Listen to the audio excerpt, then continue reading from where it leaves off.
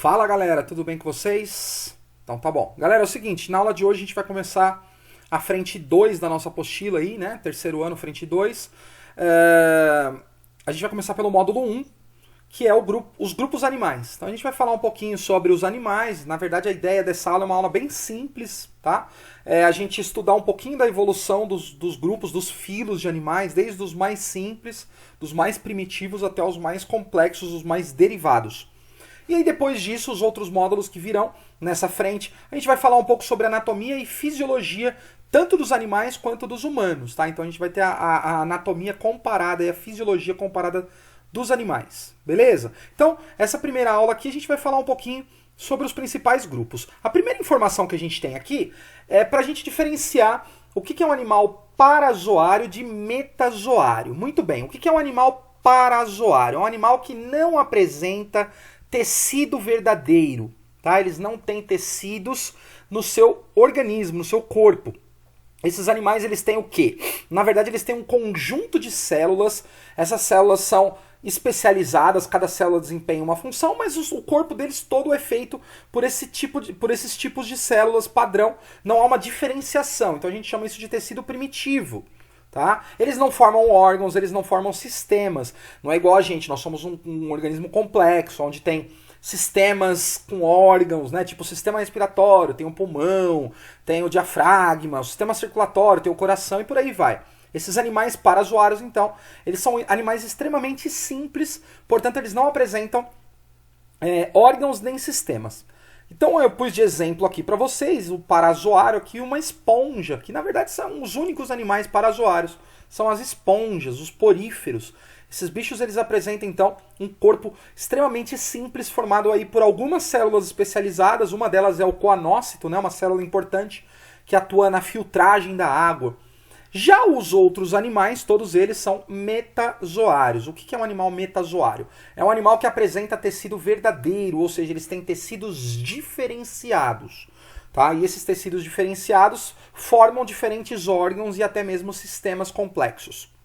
Então, esses animais, eles são todos os outros fora os poríferos, né? Então a gente tem aí eu pus um exemplo aqui, um peixe, né, que representa um cordado. Então os cordados são animais metazoários, assim como a maioria dos invertebrados. Beleza? Então essa é a primeira informação que a gente tem aqui. E a partir de agora a gente já começa então a falar de cada um dos filos, desde o mais simples até o mais complexo. O primeiro filo que a gente vai trabalhar aqui são os poríferos, ou as esponjas, né? As esponjas são aqueles animais exclusivamente aquáticos, eles vivem no mar principalmente. Algumas poucas espécies adaptadas à água doce. Tá? Eles são filtradores. O que significa dizer que esse animal é filtrador? Significa que ele puxa a água, ele tem um fluxo de água dentro do seu organismo, do seu corpo. E essa água, conforme passa por dentro das suas células, ali vão sendo capturadas partículas de alimento. É o que está acontecendo nessa imagem aqui, ó. O cientista foi lá, ele colocou ali um contraste, né, fluorescente na água, e a gente pode enxergar o movimento da água dentro do corpo do animal. Olha que legal ali, ó. O contraste fluorescente entra pelos poros aqui em volta do corpo do animal e sai pelo ósculo, aquela região de abertura que tem posterior ao corpo do animal aqui. Portanto, esses animais, então, são filtradores. Esse experimento deixa isso bem claro. Os poríferos são animais sedentários, ou seja, eles ficam fixados geralmente em fundo arenoso, substrato rochoso. Eles se fixam no fundo do mar. Então, eles são sedentários e bentônicos. Esses animais são animais bem primitivos. Eles são aí os primeiros animais a surgirem no planeta Terra aí com uma complexidade um pouco maior de células, né? Então eles são os poríferos, as esponjas. O segundo grupo que eu coloquei aqui são os selenterados, né? Na escada evolutiva eles são os próximos. Selenterado já é um animal metazoário. Eles são animais que apresentam aí um corpo formado por grupos de células, mas com um pouco mais de complexidade em relação aos poríferos, né?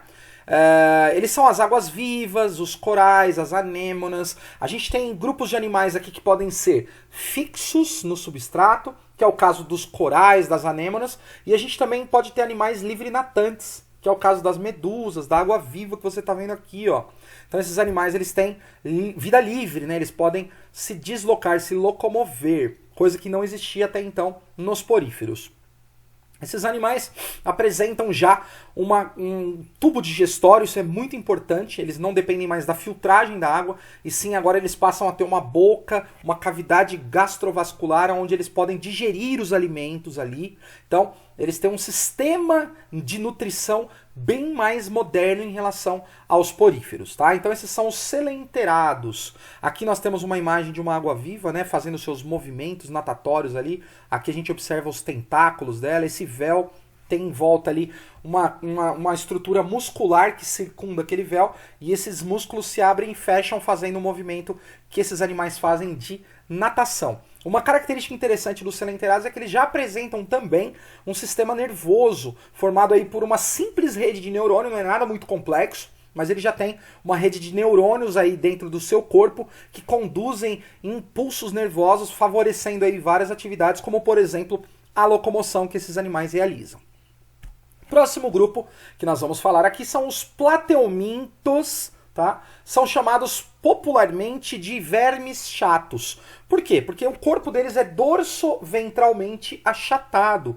Ou seja, esses animais eles têm um aspecto achatado, tá? Eles são importantes aí pra gente, porque alguns deles são causadores de doenças em humanos, né? São causadores de algumas doenças importantes, algumas verminoses. Uma delas bem interessante e conhecida de todos é a teníase e a cisticercose, que são transmitidas aí pela tênia, né? Essas doenças são causadas pela tênia, que é um dos vermes plateumintos também. Esses vermes eles podem habitar em ambientes aquáticos, terrestres, e podem também ser parasitas, como nós falamos aqui, inclusive parasita de humanos, tá? O segundo grupo mais evoluído aqui, num degrauzinho acima na escala evolutiva, são os nemateumintos, também conhecidos como asqueumintos. E esses vermes, eles são vermes de corpo cilíndrico. Então eles são chamados popularmente de verme cilíndrico, porque o corpo dele tem esse formato cilíndrico, como vocês podem ver aqui nessa imagem de uma lombriga, né? O corpo é diferente do plateuminto, que é achatado, o deles é cilíndrico. Esses vermes também são vermes que podem ser encontrados nos diversos ambientes, aquático, terrestre, e também são parasitas de humanos. Existem várias doenças aqui estudadas lá na zoologia, uma delas é a ancilostomose, também conhecida como amarelão. Uma doença muito grave, né, que acomete aí o ser humano, que ela é transmitida pelo ancilostoma duodenale, que é um verme asqueuminto, que é um verme cilíndrico. Beleza, galera? O próximo grupo que nós temos aqui são os anelídeos, aí subindo um pouco mais a nossa evolução. Os anelídeos são as famosas minhocas, né? Todo mundo conhece uma minhoca, já viu uma minhoca na vida, né? A minhoca, ela é um verme também, só que esses vermes eles são conhecidos como vermes segmentados. Por quê? Porque o corpo deles é dividido em segmentos, em partes. Nessa imagem dá para ver os anéis, daí o termo anelídeo, né? O corpo dividido em anéis. Então, eles têm o corpo metamerizado. A metameria nada mais é do que a segmentação, o corpo dividido em partes. A gente também tem uma metameria, cabeça, tronco, né? O corpo da gente também é dividido em metâmeros, assim como esses animais que foram os primeiros animais metamerizados a surgirem. Então os anelídeos eles são importantes por causa dessa apomorfia. Apomorfia é o que? É uma novidade evolutiva. Então esses bichos eles já apresentam essa característica. São animais de hábitos terrestres ou aquáticos. Terrestres a gente já tem aí a minhoca como exemplo. E aquáticos existem alguns vermes poliquetos, né? Alguns vermes marinhos, aquáticos. Eles podem habitar água doce, água salgada também. A sanguessuga é um bom exemplo de anelídeo também, né? O sanguessuga, inclusive, eles são utilizados aí num tratamento em humanos chamado de iridoterapia, que consiste na aplicação de sanguessugas em pontos onde existem edemas sanguíneos e tal, e esses vermes eles acabam retirando, sugando aí o excesso de sangue, visto que eles se alimentam de sangue, são hematófagos, né? Então, esses vermes são utilizados em tratamentos para humanos também, uma característica interessante aí dos anelídeos. O outro grupo que nós temos aqui, o outro filo, é o filo molusca. Filo esse formado aí pelos nossos moluscos. Então aqui nós temos vários animais, né? Eles têm uma característica bem comum, que é o corpo mole. São animais de corpo mole, não segmentado, eles não têm segmentos. Eles podem apresentar tentáculos, como é o caso do polvo e da lula. Alguns podem apresentar concha, como é o caso dos caracóis, caramujos, o náutilus, né? Então eles podem apresentar aí algumas estruturas características. São animais de hábitos aquáticos e terrestres. A gente pode encontrar eles nos dois ambientes. E eles são conhecidos aí pelo hábito humano de alimentar-se desses bichos, né? Os humanos costumam comer a carne aí da lula, do polvo, de ostra, né? O mexilhão, aqueles bivalves que ficam dentro das conchas. Aqueles animais são muito apreciados aí na gastronomia humana. Muito bem.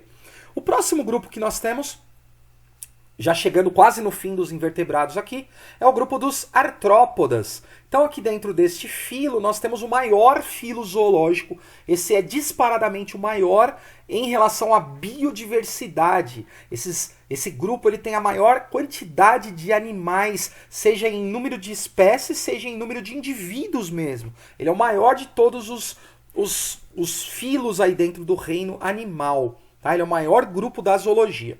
Esses animais apresentam o corpo também segmentado, dividido em partes, e eles apresentam uma característica comum que é o que dá nome ao grupo, que é patas articuladas. A palavra artrópoda significa pata articulada. Então eles conseguem articular as suas patas, isso favorece muito a locomoção desses animais no ambiente terrestre, isso favoreceu demais a sua adaptação ao ambiente. E aí que dentro desse grupo nós temos quem? Os insetos, que são aí os principais responsáveis por esse imenso grupo. Então a classe dos insetos é a principal e a maior classe dentro dos artrópodas. Nós temos também os crustáceos. Crustáceo, para você que não lembra, é caranguejo, camarão, lagosta. Esses animais são todos crustáceos, que tem aquela carapaça, aquele exoesqueleto.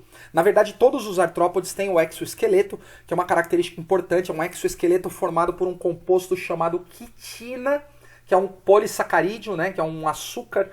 A quitina, ela compõe um exoesqueleto que é extremamente duro, rígido, e isso favorece bastante aí a adaptação desses animais também no ambiente terrestre, porque esse exoesqueleto acaba protegendo o corpo desses animais.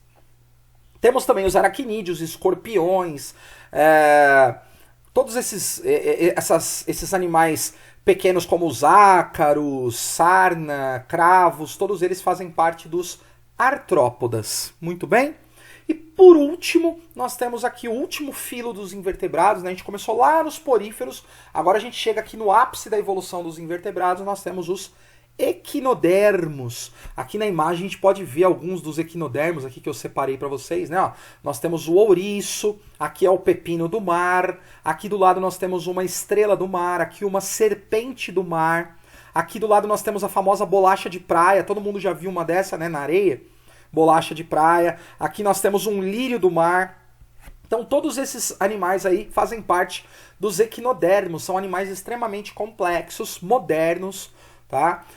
Eles são animais exclusivamente marinhos, a gente só encontra eles no ambiente de água salgada. Eles apresentam a pele formada por espinhos, por inúmeros espinhos. Aqui no ouriço dá pra gente notar isso muito expressivamente, né? Então eles apresentam pele com espinhos, que é o que dá nome ao filo. Equinodermo, pele com espinhos. O corpo desses animais tem uma simetria radial, tá? Ou seja, qualquer eixo que você cortar esse animal numa linha imaginária, você obtém sempre dois lados semelhantes. Então a gente chama isso de simetria radial. Eles são as estrelas, os ouriços, os pepinos, os lírios e por aí vai. Certo? Então a gente fecha aqui o grupo dos invertebrados. De porífero até equinodermo, todos esses animais que nós falamos aqui são os equinodermos, ou são os invertebrados, perdão. E agora a gente fala do nosso último grupo aqui, né? O último grupo que é o que nós fazemos parte, são os cordados. Aí nós temos um filo à parte. Esse filo ele tem três características muito importantes que todos os animais que fazem parte do filo cordados têm que ter. Que são elas três: a notocorda, o tubo nervoso dorsal oco, tá? Ou tubo neural, e também as fendas branquiais faringianas. Essas três características elas são comuns a todos os invertebrados, mesmo que apenas durante o período embrionário. Mas todos os invertebrados têm que apresentar essas três estruturas, todos os cordados, perdão. Então, os cordados são o grupo mais evoluído de animais que nós temos no planeta Terra, né? Eles são animais divididos em dois grupos aí. Nós temos os protocordados, que a gente tem um representante bem conhecido que é o anfioxo, que é uma espécie de um animal vermiforme, translúcido, transparentinho. Ele representa aí os protocordados, que são os cordados mais primitivos, mais antigos.